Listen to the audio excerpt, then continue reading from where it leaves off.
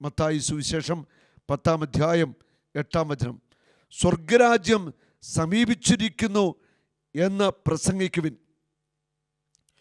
രോഗികളെ സുഖപ്പെടുത്തുകയും മരിച്ചവരെ ഉയർപ്പിക്കുകയും കുഷ്ഠരോഗികളെ ശുദ്ധരാക്കുകയും പിശാചുക്കളെ ബഹിഷ്കരിക്കുകയും ചെയ്യുവിൻ. ദാനമായി നിങ്ങൾക്ക് കിട്ടി, ദാനമായി തന്നെ കൊടുക്കുവിൻ. ദാനമായിട്ട് എന്ത് കിട്ടി? അധികാരം കിട്ടി പിശാചുക്കളുടെ മേൽ. ദാനമായിട്ട് കിട്ടിയാണ്, ദൈവം കൊടുത്ത അധികാരമാണ്. നിങ്ങൾ ദൈവരാജ്യത്തെക്കുറിച്ച് പ്രസംഗിക്കണം. രോഗശാന്തിവരം ദാനമായിട്ട് കിട്ടിയിരിക്കുക. രോഗികളെ സുഖപ്പെടുത്തണം. മരിച്ചവരെ ഉയർപ്പിക്കാനുള്ള വരം കർത്താവ് കൊടുക്കുക അപ്പോസ്തലന്മാർക്ക്. മരിച്ചവരെ ഉയർപ്പിക്കണം. കുഷ്ഠരോഗികൾ, അവരെ കണ്ടാൽ അവരെ സൗഖ്യമാക്കണം. പിശാചുക്കളെ ബഹിഷ്കരിക്കണം. അപ്പോൾ ഈ ഗിഫ്റ്റുകളെല്ലാം ദൈവം ദാനമായിട്ട് അപ്പോസ്തലന്മാർക്ക് കൊടുത്തു. അതുകൊണ്ട് അപ്പോസ്തലന്മാർ പറയുകയാണ്, നിങ്ങൾക്ക് ദാനമായി കിട്ടി, ദാനമായിട്ട് ഇത് നിങ്ങൾ കൊടുക്കണം. Hallelujah, hallelujah. യേശുവേ നന്ദി. ഇതിന് ഈ കൃപാവരങ്ങൾ ഉപയോഗിക്കണം. ഈ കൃപാവരങ്ങൾ ഉപയോഗിച്ച് നിങ്ങൾ അത്ഭുതങ്ങൾ ചെയ്യണം. രോഗികളെ സൗഖ്യമാക്കണം, പിശാചുക്കളെ പുറത്താക്കണം. ദൈവരാജ്യത്തിൻ്റെ ശുശ്രൂഷ ശക്തമായിട്ട് നിങ്ങൾ ചെയ്യണം എന്നാണ് യേശു പറയുന്നത്. ദാനമായിട്ട് കിട്ടിയ കൃപാവരങ്ങൾ നിങ്ങൾ പ്രാർത്ഥിച്ചൊരുങ്ങി അത് ശക്തമായിട്ട് ഉപയോഗിക്കണം. മർക്കോസിൻ്റെ സുവിശേഷത്തിൽ 1-ാം അധ്യായത്തിൽ 21 മുതൽ 28 വരെയുള്ള തിരുവചനങ്ങൾ. അവൻ കഫർനാമിലെത്തി. സാബത്ത് ദിവസം അവൻ സിനഗോഗിൽ പ്രവേശിച്ച് പഠിപ്പിച്ചു. സിനഗോഗിൽ പഠിപ്പിച്ച് യേശു പഠിപ്പിക്കുകയാണ് അവരെ. ദൈവരാജ്യത്തിൻ്റെ രഹസ്യങ്ങൾ, സ്വർഗത്തിൻ്റെ കാര്യങ്ങളൊക്കെ അവരെ പഠിപ്പിച്ചുകൊണ്ടിരുന്നു. അവൻ്റെ പ്രബോധനത്തിൽ അവർ വിസ്മയഭരിതരായി. അവർ അത്ഭുതപ്പെട്ടു പോയി. അത്രമാത്രം ജ്ഞാനത്തിൻ്റെ പ്രസംഗം, അധികാരത്തോടെയുള്ള പ്രസംഗം, വിസ്മയാവഹമായ ദൈവിക രഹസ്യങ്ങൾ യേശു ആ സിനഗോഗിൽ പ്രസംഗിക്കുകയാണ് ജനത്തോട്. ആ ജനം ഇതുപോലെ പ്രസംഗം കേട്ടിട്ടില്ല. അവരൊക്കെ ഇങ്ങനെ വിസ്മയിച്ച് ഇരിക്കുകയാണ്. അവൻ്റെ പ്രബോധനത്തിൽ വിസ്മയിച്ചു. നിയമജ്ഞർ പറയുന്നത് പോലെ അല്ല, യേശു അധികാരത്തോടെയാണ് അവർക്ക് പ്രബോധനം കൊടുത്തത്, അവരെ പഠിപ്പിച്ചത്. യേശു അധികാരത്തോടെ അങ്ങനെ വചനങ്ങൾ കൊടുത്ത് പഠിപ്പിക്കുമ്പോൾ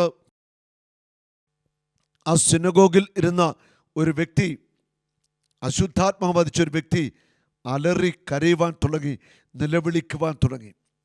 നസ്രായനായ യേശുവേ, നീ എന്തിന് ഞങ്ങളുടെ കാര്യത്തിൽ ഇടപെടുന്നു? ഞങ്ങളെ നശിപ്പിക്കാനാണോ നീ വന്നിരിക്കുന്നത്? നീ ആരാണെന്ന് എനിക്കറിയാം, ദൈവത്തിൻ്റെ പരിശുദ്ധൻ. അപ്പോൾ യേശു അധികാരത്തോടെ പഠിപ്പിച്ചുകൊണ്ടിരിക്കുമ്പോൾ തന്നെ പിശാച് ബാധിതൻ അലറി വിളിക്കുകയാണ്, നീ ദൈവത്തിൻ്റെ പുത്രനാണ്, നീ ഞങ്ങളെ നശിപ്പിക്കാനാണ് വന്ന്, ഞങ്ങളെ പീഡിപ്പിക്കാനാണ് വന്ന്. 1 യോഹന്നാൻ 3:8 പിശാചിൻ്റെ പ്രവൃത്തികളെ നശിപ്പിക്കുന്നതിന് വേണ്ടിയാണ് ദൈവപുത്രൻ പ്രത്യക്ഷനായത്. ദൈവപുത്രനായ യേശു ഈ ഭൂമിയിലേക്ക് വന്നത് പിശാചിൻ്റെ പ്രവൃത്തികളെ നശിപ്പിക്കാനാണ്. ചതിയനായ പിശാചിനെ തകർക്കാനാ, തോൽപ്പിക്കാനാ യേശു ഈ ഭൂമുഖത്തേക്ക് വന്നത്. മനുഷ്യരാശിയെ നാശത്തിലേക്ക് കൊണ്ടുപോകുന്ന സാത്താനെ പൂർണ്ണമായിട്ട് നശിപ്പിക്കാൻ വേണ്ടി തന്നെയാണ് യേശു കൊണ്ടുവന്നത്. കഴിഞ്ഞ ദിവസം ഒരു കൺവെൻഷൻ പങ്കെടുക്കുമ്പോൾ ഒരു ഫാമിലി എന്നെടുക്കാൻ പ്രാർത്ഥിക്കാൻ വന്നു. ഏതാനും മാസം മുൻപ് നമ്മൾ നടത്തിയ ഒരു ഡെലിവറൻസിൻ്റെ ധ്യാനമുണ്ടായിരുന്നു. 8-ാം ക്ലാസ്സിൽ പഠിക്കുന്നൊരു പെൺകുട്ടിയെ അവിടെ കൊണ്ടുവന്നു. അവൾ ആ ദിവസങ്ങളിൽ കട്ടിൽ നിന്ന് എഴുന്നേറ്റിട്ടില്ല, ഭക്ഷണം കഴിച്ചിട്ടില്ല, വെള്ളം കുടിച്ചിട്ടില്ല, കണ്ണുമിഴിച്ച് ഒരേ കിടപ്പാണ്. ശരിക്കും പൈശാചിക ആവാസത്തിൻ്റെ അടിമത്തത്തിൽ ആയിരുന്ന ഒരു പെൺകുട്ടി. അവൾ സാത്താനെ വിളിച്ച് പ്രാർത്ഥിക്കും. അവൾ ഒരു വല്ലാത്തൊരവസ്ഥയിലായിരുന്നു. ആ ധ്യാനത്തിൽ അത്ഭുതമായിട്ട് കർത്താവൾക്ക് വിടുതൽ കൊടുത്തു. കഴിഞ്ഞ ദിവസം ഒരു കൺവെൻഷൻ്റെ സമയത്ത് ആ ഫാമിലി പ്രാർത്ഥിക്കാൻ വന്നു. അവർ ചോദിച്ചു, അറിയുമോ ഇവളെ? അറിയുമോ? പെട്ടെന്ന് എനിക്ക് ഓർമ്മ വന്നില്ല. പറഞ്ഞപ്പോൾ ഓർത്തു, അവൾ വലിയ ഒരു വിടുതലിലേക്ക് കർത്താവ് നയിച്ചിരിക്കുക. പൈശാചിക ബന്ധനത്തിൽ നിന്ന് ആ കുട്ടിയെ കർത്താവിൻ്റെ പരിശുദ്ധാത്മാവ് വിടുവിച്ചു. മത്തായി 12:28 ദൈവാത്മാവിനെ കൊണ്ടാണ് ഞാൻ പിശാചിനെ ബഹിഷ്കരിക്കുന്നെങ്കിൽ പുറത്താക്കുന്നെങ്കിൽ ദൈവരാജ്യം നിങ്ങളുടെ ഇടയിൽ വന്നിരിക്കുന്നു. നീ എന്തിനാ ഞങ്ങളുടെ കാര്യത്തിൽ ഇടപെടുന്നു? ആ മനുഷ്യൻ ചോദിക്കുക. യേശുവിന് അധികാരമുണ്ട്. പിശാചിൻ്റെ മേൽ, എല്ലാറ്റിൻ്റെ മേൽ അവന് അധികാരമുണ്ട്. യേശു അവനെ ശാസിച്ചു, നിശബ്ദനായിരിക്കുക, അവനെ വിട്ട് നീ പുറത്തു വരിക.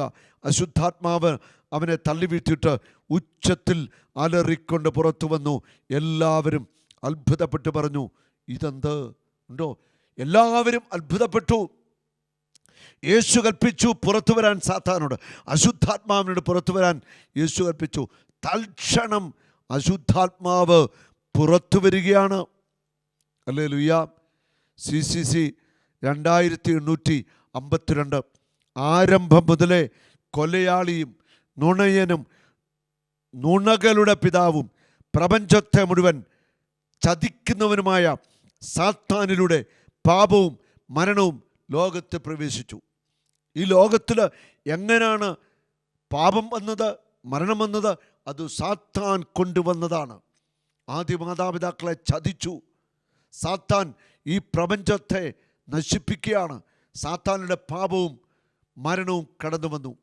അവൻ്റെ അന്തിമ പരാജയത്തിലൂടെ സൃഷ്ടി മുഴുവൻ പാപത്തിൻ്റെയും മരണത്തിൻ്റെയും ജീർണതയിൽ നിന്ന് സ്വതന്ത്രരാകും. അന്തിമ പരാജയം സാത്താൻ്റെ. കുരിശിൽ സാത്താൻ്റെ മേൽ യേശു വിജയം നേടി. സാത്താൻ്റെ മേൽ പൂർണ്ണ അധികാരം യേശുവിനാ. വിജയം നേടിക്കഴിഞ്ഞു.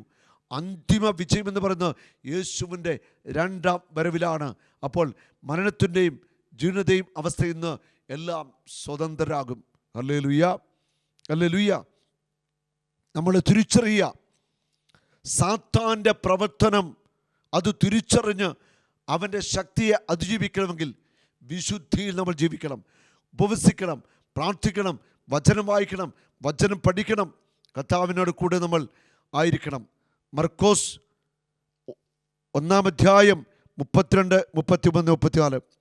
അന്ന് വൈകുന്നേരം സൂര്യാസ്തമനമായപ്പോൾ രോഗികളും പിശാച് ബാധിതരുമായ എല്ലാവരെയും അവർ അവൻ്റെ അടുത്തു കൊണ്ടുവന്നു. നഗരവാസികളെല്ലാം വാതിക്കൽ സമ്മേളിച്ചു. വിവിധ രോഗങ്ങൾ ബാധിച്ചിരുന്ന വളരെ പേരെ അവൻ സുഖപ്പെടുത്തി. അനേകം പിശാചുക്കളെ പുറത്താക്കി. അവിടെ പറയുക, അനേകം പിശാചുക്കളെ പുറത്താക്കി. സംസാരിക്കാൻ അവരെ അവൻ അനുവദിച്ചില്ല. കണ്ടോ? പിശാച് ബാധിതരിൽ നിന്ന് പിശാചുക്കൾ വിട്ടുപോയി, രോഗികളിൽ നിന്ന് പിശാചുക്കൾ വിട്ടുപോയി. അത്ഭുത രോഗശാന്തികൾ അവിടെ സംഭവിച്ചു. പിശാചിൻ്റെ ആവാസത്തെ കർത്താവ് തകർക്കുകയാണ്. ഹല്ലേലൂയ, ഹല്ലേലൂയ, ഹല്ലേലൂയ.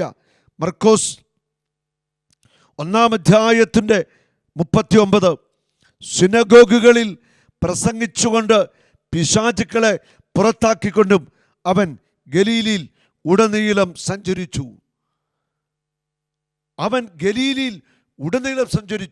സിനഗോഗുകളിൽ അവൻ പ്രസംഗിച്ചു.